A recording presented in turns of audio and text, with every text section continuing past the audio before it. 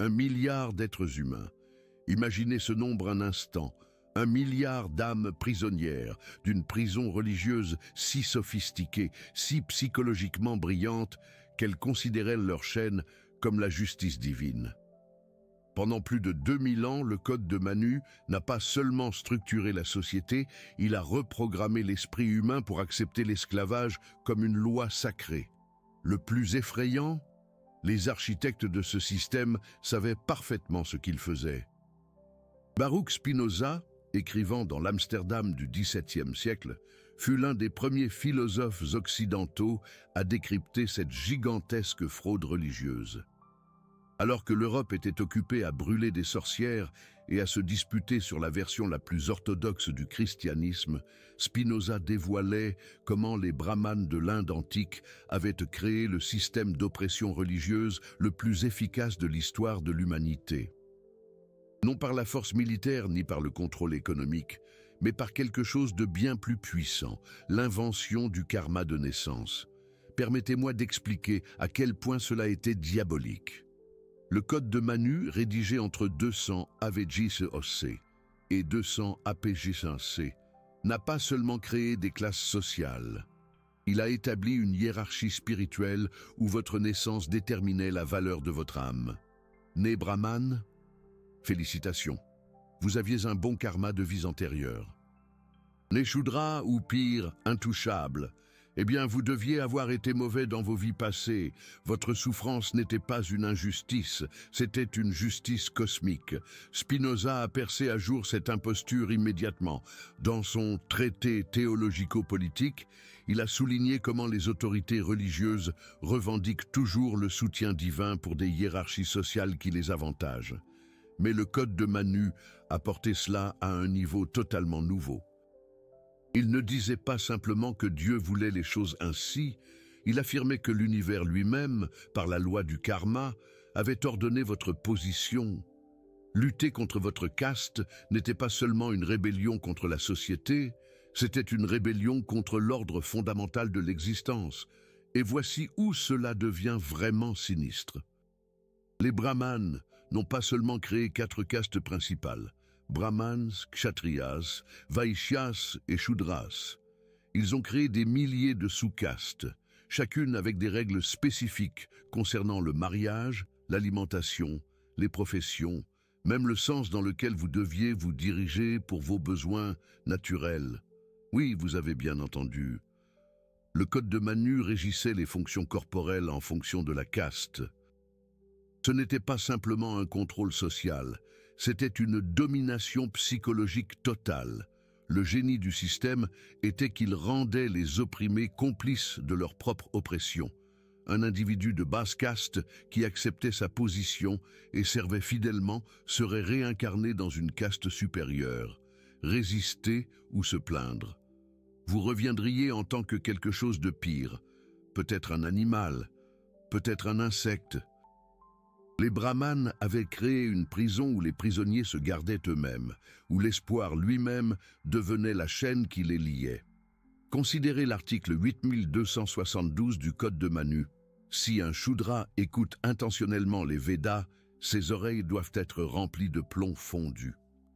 L'article 8270 stipule que si une personne de basse caste s'assoit sur le même siège qu'un brahmane, elle doit être marquée au fer rouge et banni. Ce n'était pas de la barbarie antique, c'était une guerre psychologique calculée. Les brahmanes comprenaient que le savoir est pouvoir. Alors ils ont fait de l'accès au savoir sacré un crime puni de mutilation. Mais voici ce que Spinoza a trouvé le plus révélateur. Les brahmanes se sont exemptés de presque toutes les restrictions qu'ils imposaient aux autres. Alors que les castes inférieures risquaient la mort pour avoir violé les tabous alimentaires, les brahmanes pouvaient consommer des aliments interdits en cas de circonstances imprévues qu'ils pouvaient déclarer à volonté. Alors que d'autres subissaient de sévères châtiments pour des relations sexuelles en dehors de leur caste, les brahmanes pouvaient prendre des femmes de castes inférieures comme concubines. Les règles qui étaient censées provenir de la loi cosmique profitaient étonnamment toujours à ceux qui interprétaient cette loi. L'exploitation économique intégrée à ce système était stupéfiante. Les brahmanes ne payaient pas d'impôts, mais pouvaient exiger des tribus de tous les autres. Ils pouvaient prendre des biens aux castes inférieures sous forme de dons religieux obligatoires. Un brahmane ne pouvait jamais être exécuté pour un crime, aussi odieux soit-il, tandis qu'un shudra pouvait être tué pour avoir manqué de respect à un brahmane. Ce n'était pas seulement une inégalité, c'était du parasitisme institutionnalisé déguisé en ordre divin. Spinoza a souligné quelque chose de crucial que la plupart des gens ont manqué. Le code de Manu n'était pas une sagesse ancienne transmise depuis des temps immémoriaux. Il a été rédigé par des brahmanes, pour des brahmanes, à un moment historique précis où leur pouvoir était menacé par le bouddhisme et d'autres mouvements de réforme. Le code était une contre-révolution, un moyen de réaffirmer la domination brahmanique en l'intégrant dans la loi religieuse. La tradition ancienne était en réalité une innovation politique déguisée en vérité éternelle. Pensez à la violence psychologique de dire à un enfant qu'il mérite sa souffrance, que sa pauvreté et son humiliation sont le paiement de crimes commis dans une vie passée dont il ne se souvient pas. Pensez à grandir en croyant que les personnes qui vous maltraitent sont spirituellement supérieures, que les servir est votre seul chemin vers le salut. Le code de Manu n'a pas seulement créé l'inégalité, il a sacré l'inégalité. Les intouchables, ou Dalits, ont subi le pire. Ils étaient littéralement en dehors du système de caste, si pollués que leur ombre pouvait contaminer un brahmane. Ils ne pouvaient pas utiliser les puits publics, entrer dans les temples, ni même marcher dans certaines rues. Leurs enfants ne pouvaient pas aller à l'école. Ils étaient obligés de vivre à l'extérieur des villages, de porter des vêtements spéciaux pour que les autres puissent les éviter, d'annoncer leur présence afin que les purs puissent s'éloigner. Et tout cela était justifié comme une nécessité spirituelle. Mais voici ce que les brahmanes n'avaient pas anticipé. Leur système était trop parfait. En créant des catégories aussi rigides, en rendant la mobilité sociale impossible sauf par la mort et la renaissance, ils ont figé la société. Alors que d'autres civilisations développaient la science, la technologie et la philosophie, l'Inde est restée enfermée dans un système de castes qui empêchait les talents de s'élever, l'innovation de prospérer et la société de s'adapter. La perfection même de leur contrôle est devenue leur faiblesse. Spinoza a vu ce schéma partout, les autorités religieuses utilisant des menaces spirituelles pour maintenir le pouvoir temporel. Mais il a noté que le code de Manu était unique dans sa sophistication.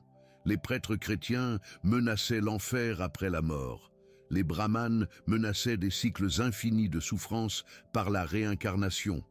Les chrétiens pouvaient être sauvés par la foi.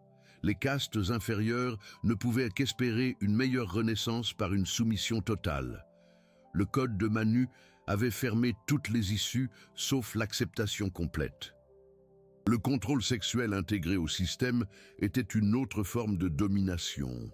Le code de Manu était obsédé par la pureté des femmes, mais seulement pour les castes supérieures. Les femmes des castes inférieures étaient considérées comme naturellement impures, disponibles pour l'exploitation. Un homme brahmane qui violait une femme de caste inférieure écopait d'une faible amende, tandis qu'un homme de caste inférieure ayant une relation consentie avec une femme brahmane était condamné à mort. Imaginez. Les femmes de toutes les castes étaient des propriétés, d'abord de leur père, ensuite de leur mari, puis de leur fils. Mais les femmes des castes inférieures étaient des propriétés de propriété, doublement asservies, un système implacable. Le code de Manu stipulait que les femmes ne pouvaient jamais être indépendantes, qu'elles étaient naturellement faibles d'esprit et sujettes à la corruption. L'article 9.3 le déclare sans ambages. Son père la protège dans l'enfance, son mari la protège dans la jeunesse et ses fils la protègent dans la vieillesse. Une femme n'est jamais apte à l'indépendance. D'un peu, ce n'était pas de la protection, c'était de la possession. Et là encore, la justification religieuse rendait la résistance non seulement dangereuse, mais aussi spirituellement catastrophique. Ce qui rend cela particulièrement insidieux, c'est la manière dont le Code de Manu se présentait comme protecteur de la société contre le chaos. Sans le système de caste, affirmait-il, la société s'effondrerait dans l'anarchie. Les gens se marieraient mal, mangeraient de manière inappropriée et irriteraient les dieux. Les catastrophes naturelles, les maladies et les famines étaient attribuées aux violations des castes. Lorsque de mauvaises choses arrivaient, ce n'était pas à cause de l'exploitation ou de l'injustice, c'était parce que quelqu'un, quelque part, avait enfreint les règles de caste. Les opprimés n'étaient pas seulement responsables de leur propre souffrance, ils étaient responsables de celle de tous. Le système éducatif, si on peut l'appeler ainsi, était conçu pour perpétuer l'ignorance. Seuls les brahmanes pouvaient enseigner, et ils ne pouvaient enseigner qu'à d'autres brahmanes, et parfois à des kshatriyas. La grande majorité de la population était délibérément maintenue analphabète. La connaissance du sanskrit, la langue des textes sacrés, était réservée aux castes supérieures. Il ne s'agissait pas seulement de maintenir le pouvoir, mais de maintenir le monopole de la vérité elle-même. Spinoza a reconnu ce schéma dans sa propre communauté juive, où les rabbins contrôlaient l'interprétation des textes sacrés. Mais il a noté que le Code de Manu allait plus loin. Il ne contrôlait pas seulement l'interprétation, il contrôlait l'accès à la langue même de la révélation. Imaginez si la Bible était écrite dans une langue que seuls les prêtres pouvaient apprendre, et que l'enseignement de cette langue à d'autres était punissable de mort. C'est ce que les brahmanes ont créé. Les lois alimentaires du Code de Manu ne concernaient pas la santé ou l'hygiène, elles concernaient la séparation.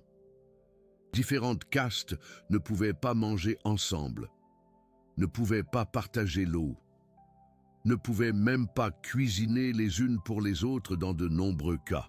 La nourriture est devenue une barrière, les repas sont devenus une ségrégation, et le simple acte de manger renforçait la hiérarchie.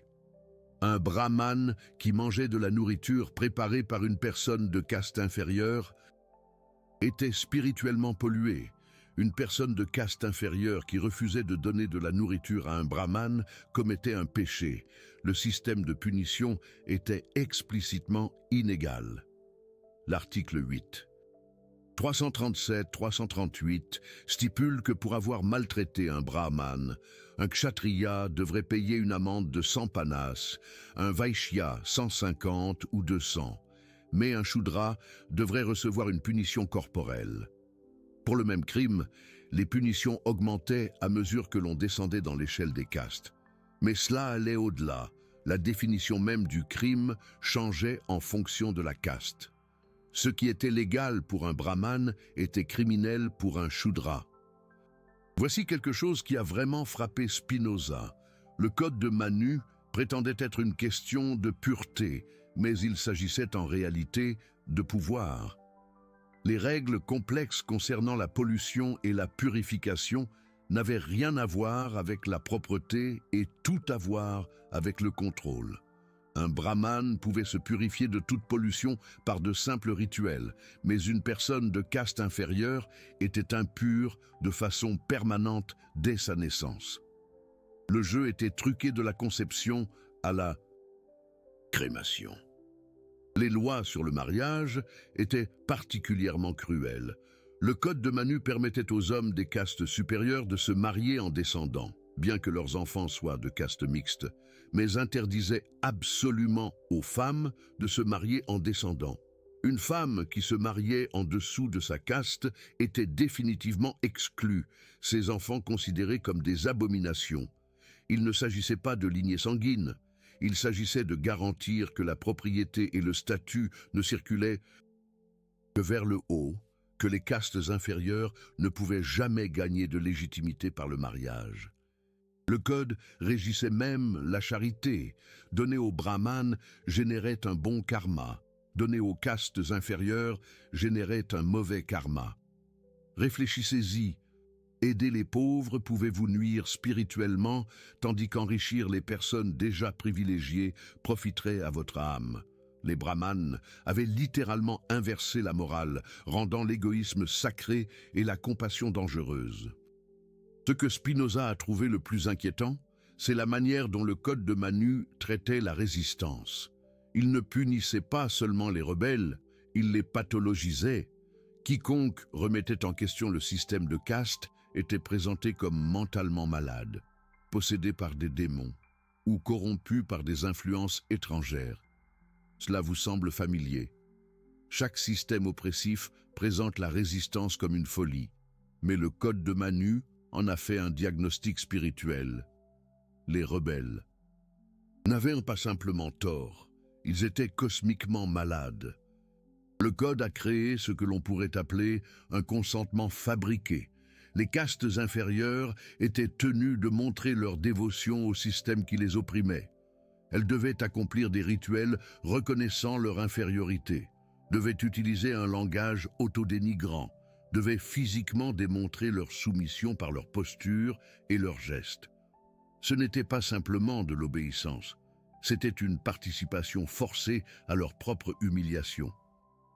Les brahmanes contrôlaient également le temps lui-même. Le calendrier religieux, avec ses innombrables fêtes et observances, renforçait tous la hiérarchie des castes. Pendant certaines fêtes, les castes inférieures devaient fournir un travail gratuit. Pendant d'autres, elles étaient entièrement exclues. Le temps sacré est devenu un autre outil de ségrégation, un autre rappel de qui appartenait et de qui n'appartenait pas. Mais voici ce qui est vraiment horrible. Le système a fonctionné. Pendant plus de 2 millénaires, la grande majorité de la population indienne a accepté cet arrangement. Les révoltes étaient rares et rapidement réprimées. Le bouddhisme et d'autres mouvements de réforme qui remettaient en question le système des castes ont finalement été absorbés ou expulsés. Le Code de Manu a prouvé qu'avec la bonne combinaison d'autorité religieuse, de pression sociale et de manipulation psychologique, on pouvait convaincre les gens d'accepter presque n'importe quoi. Spinoza a vu dans le Code de Manu un avertissement pour toute l'humanité. Lorsque le pouvoir religieux et politique fusionnent, lorsque l'autorité spirituelle est utilisée pour justifier la hiérarchie sociale, lorsque le fait de remettre en question le système est qualifié de péché, la liberté devient impossible. Les brahmanes avaient créé la théocratie parfaite, une théocratie où les opprimés croyaient que leur oppression était la justice, où les exploités pensaient que leur exploitation était la volonté divine. L'impact économique du système de caste a été catastrophique, en empêchant la majorité de la population de développer ses talents, de choisir sa profession, d'innover et de créer. Le Code de Manu a entravé le développement de l'Inde pendant des siècles. Des esprits brillants nés dans des castes inférieures ont été contraints de nettoyer des latrines. Des inventeurs et des artistes potentiels ont été confinés à des travaux subalternes. Le coût en potentiel humain était incalculable. On a considéré la torture psychologique de la doctrine du karma. Si vous souffrez, c'est de votre faute dans une vie passée. Si d'autres prospèrent, ils le méritent grâce à une vertu passée. Un système cruel et implacable. Un système qui, selon Spinoza, devrait servir d'avertissement pour les siècles à venir. Ce n'était pas simplement une mise en accusation des victimes. C'était une mise en accusation cosmique des victimes. Les pauvres n'étaient pas seulement malchanceux, ils étaient cosmiquement coupables. Les riches n'étaient pas seulement chanceux, ils étaient spirituellement supérieurs. Toute inégalité était justifiée, toute injustice était expliquée, toute horreur était rationalisée. Le Code de Manu a également créé une société de surveillance. Chacun surveillait chacun pour les violations de caste. Vos voisins, votre famille, même vos enfants étaient des informateurs potentiels.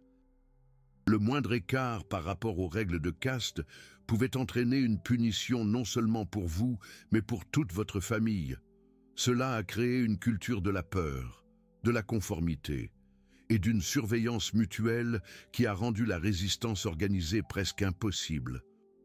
Si l'analyse de Spinoza sur la manipulation religieuse vous a ouvert les yeux sur la manière dont les structures de pouvoir utilisent la spiritualité pour maintenir le contrôle, envisagez de soutenir notre travail avec Super Thanks. Chaque contribution nous aide à continuer à exposer ces vérités cachées.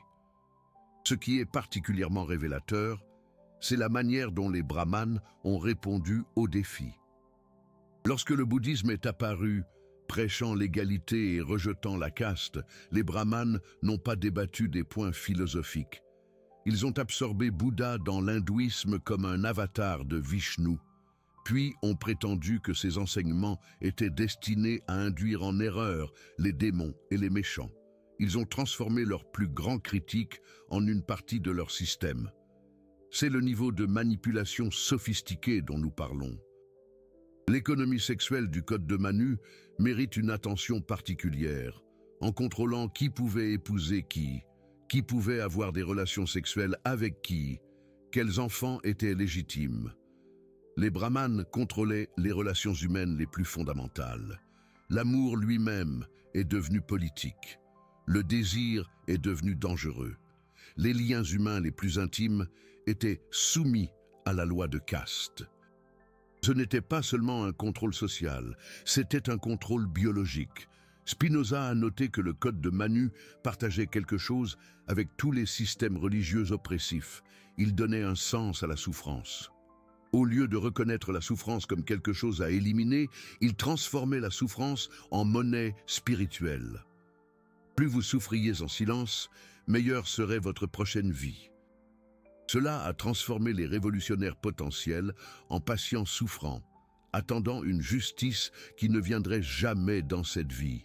Le traitement de la connaissance par le code est particulièrement révélateur. Alors que les brahmanes étaient tenus d'étudier les Védas, il était interdit de les enseigner aux castes inférieures.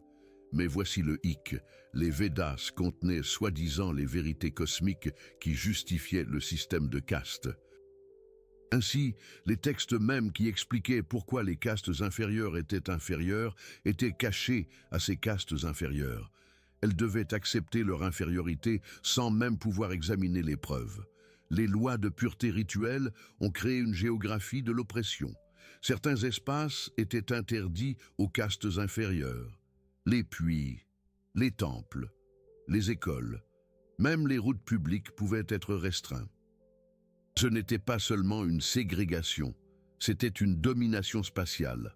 Le monde physique lui-même était divisé selon la caste, les meilleurs espaces étant réservés aux purs et les pires aux pollués. Le Code de Manu contrôlait même la mort. Différentes castes avaient différents rites funéraires, différents types de crémation, différents niveaux de deuil. La mort d'un brahmane était une tragédie nécessitant des rituels importants. La mort d'un intouchable était à peine reconnue. Même dans la mort, l'inégalité persistait. L'au-delà lui-même était ségrégué. Ce que Spinoza a trouvé le plus perspicace, c'est la façon dont le Code de Manu traitait l'épreuve.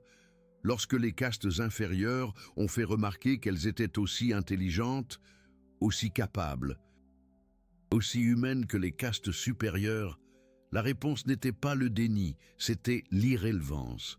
Bien sûr, elles pouvaient sembler égales dans cette vie, mais cela n'avait pas d'importance. Ce qui importait, c'était leur statut spirituel, qui était invisible, impossible à prouver et commodément déterminé par la naissance.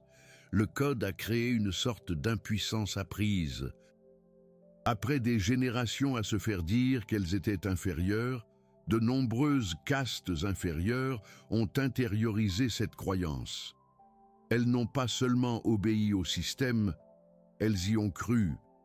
C'est la victoire ultime de l'oppression. Lorsque les opprimés acceptent leur oppression non seulement comme inévitable, mais comme correcte. Les chaînes n'étaient plus nécessaires car les prisonniers avaient oublié qu'ils étaient prisonniers.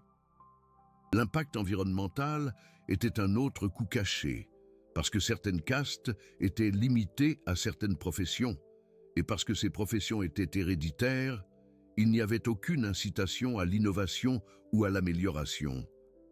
Pourquoi développer de meilleures techniques agricoles lorsque vous serez toujours agriculteur? Pourquoi améliorer l'artisanat lorsque vos enfants doivent suivre votre métier quelle que soit la qualité? Le système de caste a gelé le développement technologique et social. Commentez karma si vous comprenez maintenant comment le concept de karma a été utilisé comme arme pour maintenir le contrôle social pendant des millénaires. Les brahmanes étaient de brillants psychologues. Ils ont compris que les humains ont besoin de sens, ont besoin de croire que leur vie a un but. Ils ont donc fourni un sens, mais seulement au sein du système de caste.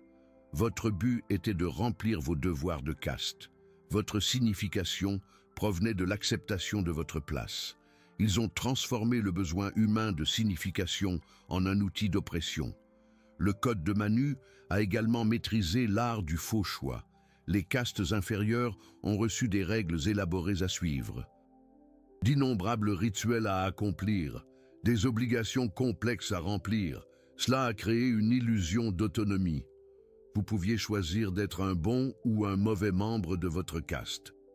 Mais vous ne pouviez pas choisir de quitter votre caste. La liberté d'obéir masquait l'incapacité d'être libre. Le traumatisme intergénérationnel infligé par ce système est incommensurable. Les enfants ont grandi en regardant leurs parents humiliés, dégradés, exploités. Ils ont intériorisé cela comme normal, comme mérité, comme volonté divine. Les dommages psychologiques ont été transmis de génération en génération, créant des cycles de traumatismes en cascade qui persistent encore aujourd'hui, longtemps après que le code de Manu ait été officiellement rejeté. Spinoza a vu dans le code de Manu l'expression ultime de ce qu'il appelait la tyrannie théologique, l'utilisation de l'autorité religieuse pour imposer la domination politique. Mais contrairement aux tyrannies grossières qui reposaient sur la force, le code de Manu a obtenu une adhésion volontaire grâce à la manipulation spirituelle. C'était l'oppression perfectionnée, l'exploitation élevée au rang d'art, l'injustice transformée en loi cosmique. La résilience du système est peut-être son aspect le plus troublant. Malgré les conquêtes, les invasions, la domination coloniale et la modernisation, la caste a persisté. Encore aujourd'hui, dans l'Inde moderne, malgré les interdictions constitutionnelles et les protections juridiques, la discrimination de caste persiste. Le code de Manu a créé des structures mentales si profondes, si fondamentales, qu'elles survivent même après que le code lui-même ait été répudié. Que dirait Spinoza s'il pouvait voir comment son analyse a été validée par l'histoire? Le code de Manu a prouvé qu'avec la bonne combinaison d'autorité religieuse et de contrôle social, vous pouvez convaincre 1 milliard de personnes que leur esclavage est la liberté, leur oppression est la justice, leur souffrance est méritée. C'est l'expérience de manipulation psychologique de masse la plus réussie jamais menée, une réussite absolument terrifiante. Les brahmanes comprenaient quelque chose de fondamental sur la psychologie humaine. Les gens accepteront presque n'importe quelle injustice si vous les convainquez qu'il s'agit de la justice divine. Ils endureront toute oppression si vous les persuadez qu'elle est une nécessité cosmique.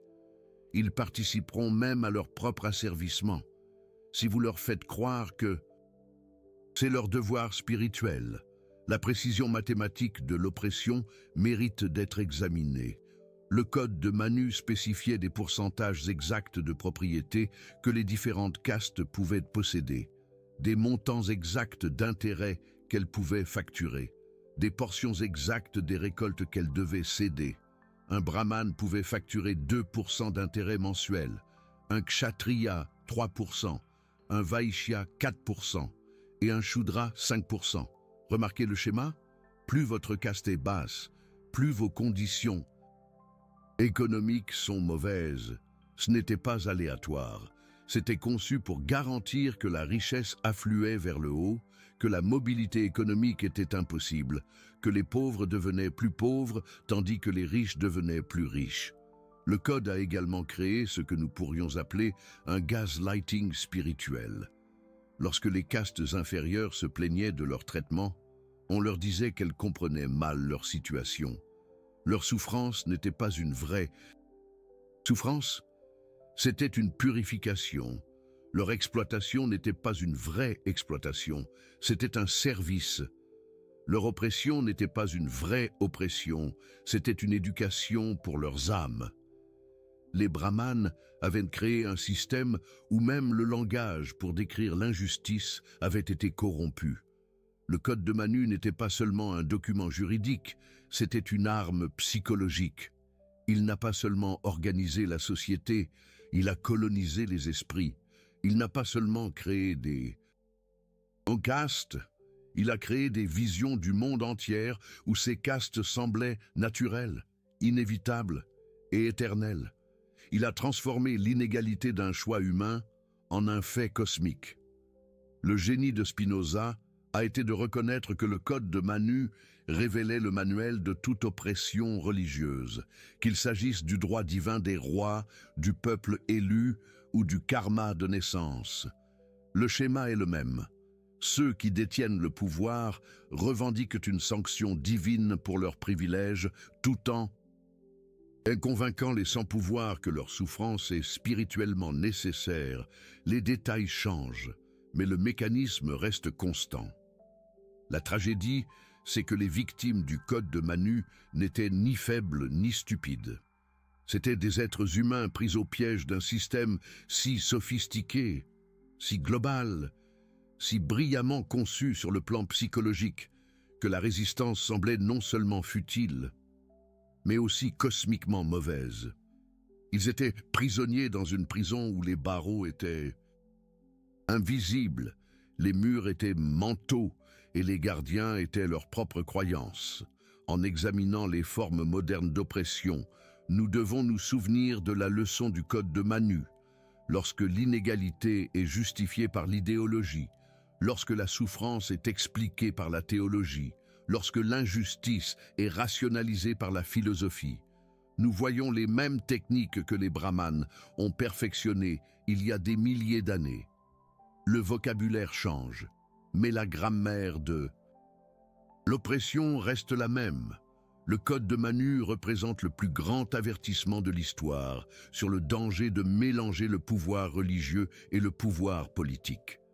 Lorsque ceux qui interprètent la volonté divine contrôlent également les ressources terrestres, lorsque l'autorité spirituelle se traduit par une domination sociale, lorsque remettre en question le système devient un péché, la liberté meurt.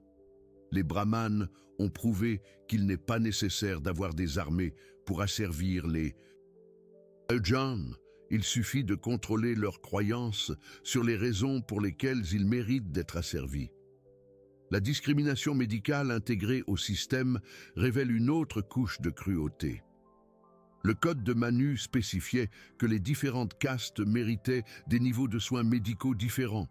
Les brahmanes recevaient les meilleurs médecins et les meilleurs médicaments.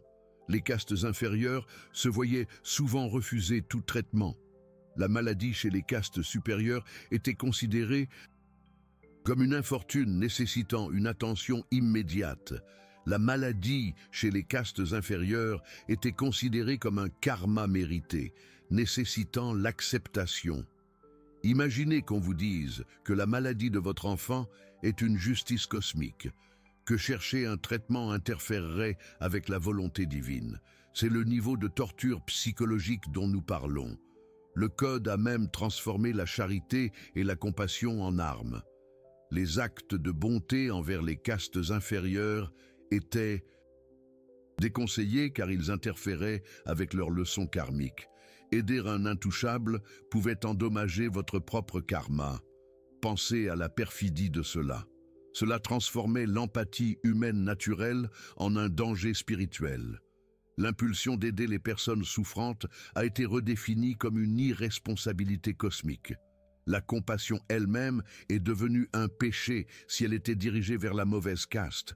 1 milliard de personnes, 2000 ans, toutes maintenues en servitude non pas par des chaînes ou des murs, mais par des idées. des idées sur le karma de la caste et la justice cosmique, des idées qui ont été inventées par des hommes qui en ont profité, propagées par des institutions qui en ont profité, et acceptées par des masses qui ont été détruites par elles. Si cela ne révèle pas le pouvoir et le danger de la manipulation idéologique, rien ne le fera. Le code de Manu a disparu, officiellement du moins, mais son héritage perdure. Non seulement en Inde, mais partout où la religion est utilisée pour justifier l'inégalité, partout où l'autorité spirituelle est invoquée pour maintenir les privilèges, partout où la volonté divine est citée pour expliquer la souffrance humaine. Les brahmanes ont peut-être inventé le karma de naissance, mais chaque société a sa propre version du même mensonge, que certaines personnes sont nées pour régner et d'autres pour servir, et que cet arrangement est en quelque sorte une justice cosmique. Spinoza nous a avertis, il nous a montré le mécanisme, révéler le truc, exposer la fraude. La question est, allons-nous écouter ou allons-nous continuer à tomber dans la même manipulation, simplement habillés de vêtements religieux différents? Le code de Manu appartient peut-être à l'histoire, mais les techniques qu'il a perfectionnées sont bien vivantes, et jusqu'à ce que nous apprenions à les reconnaître, à les rejeter, à les résister, nous restons vulnérables à la même exploitation qui a piégé 1 milliard d'âmes pendant 2 millénaires.